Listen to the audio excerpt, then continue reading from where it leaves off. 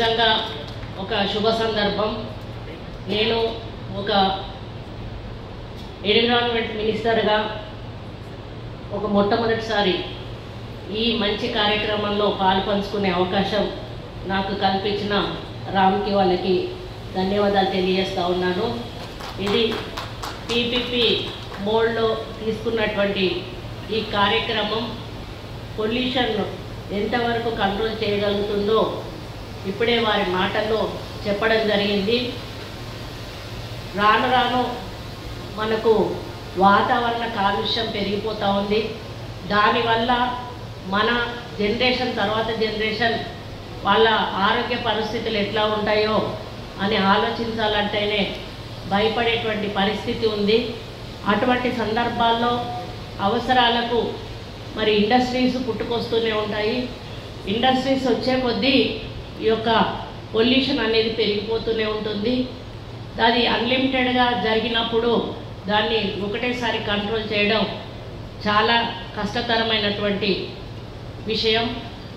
దానికంటే ముందే మనం జాగ్రత్త పడడం వలన రాబోయే రోజుల్లో పొల్యూషన్ కంట్రోల్ని మనం నెమ్మదిగా కంట్రోల్ చేసే అవకాశం ఉంటుంది.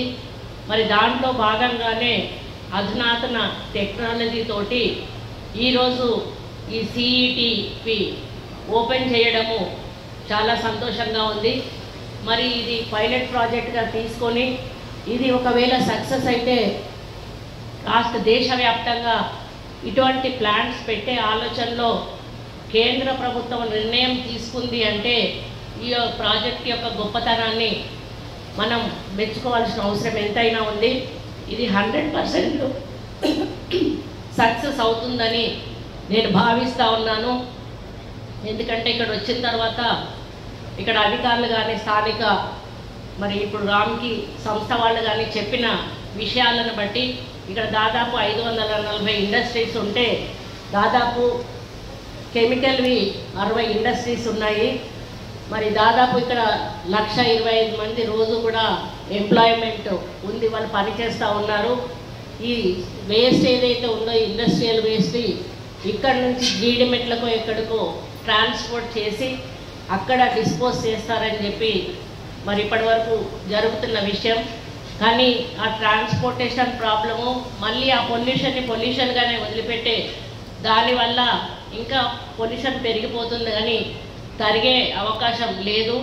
కాబట్టి ఈ ప్లాంట్ వల్ల ట్రాన్స్పోర్టేషన్ ప్రాబ్లం తగ్గడమే కాకుండా మరి జీరో పొల్యూషన్ తోటి ఇక్కడ మనం మెయింటైన్ చేసే అవకాశం ఉంటుంది.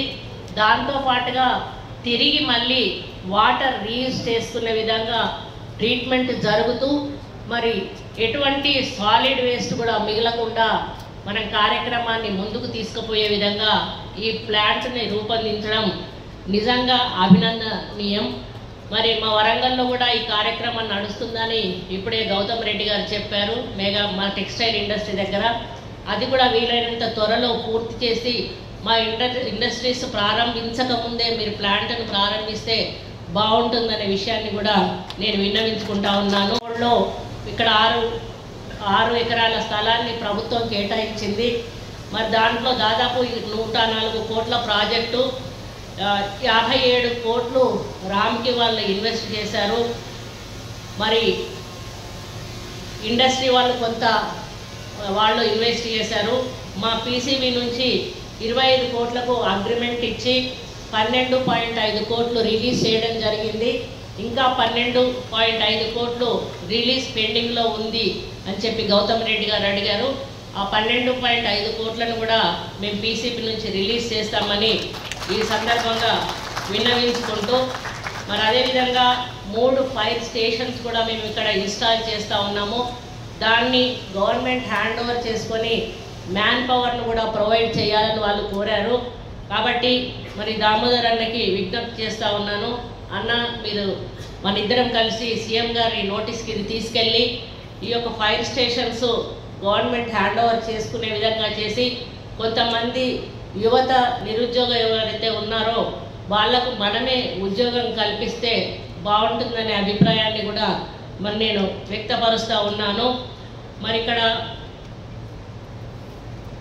స్కిల్ డెవలప్మెంట్ మ్యాన్ పవర్ కోసం కూడా వీళ్ళు అడుగుతూ ఉన్నారు రామ్కి వాళ్ళని నేను ఒకటే రిక్వెస్ట్ చేస్తున్నా, ఏ టైప్ ఆఫ్ స్కిల్స్ కావాలి మీకు, ఎటువంటి మ్యాన్ పవర్ కావాలి, ఆ ఇన్ఫర్మేషన్ మాకు కొంచెం ఇచ్చినట్టయితే మేము మా ఏరియాలలో మా కాన్స్టిట్యున్సీలలో సిఎస్ఆర్ కింద స్కిల్ డెవలప్మెంటర్స్ పెట్టించి వాటిల్లో దాంట్లో వాళ్ళను నిష్ణాతులుగా తీర్చిదిద్ది మీకు వాళ్ళని అందిస్తామనే విషయాన్ని తెలియజేస్తూ, ఎటువంటి స్కిల్ డెవలప్మెంట్ పర్సన్స్ మీకు కావాలో ఆ వివరాలు మాకు ఇవ్వాల్సిందిగా వారిని విజ్ఞప్తి చేస్తూ, మరి ఇక్కడ భాషా మైలారం ఇండస్ట్రియల్ అసోసియేషన్ వాళ్ళకి అందరికీ కూడా శుభాకాంక్షలు తెలియజేస్తూ, మరి మీరందరూ కూడా సహకరించాల్సిన అవసరం ఉన్నది.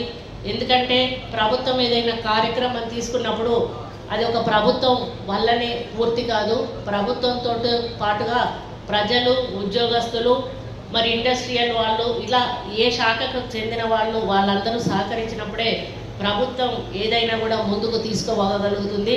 కాబట్టి మీ సహకారం 100% ఉంటుందని ఆశిస్తూ మరి రామ్కి సంస్థ వారిని విజ్ఞప్తి చేస్తూ ఉన్నాను.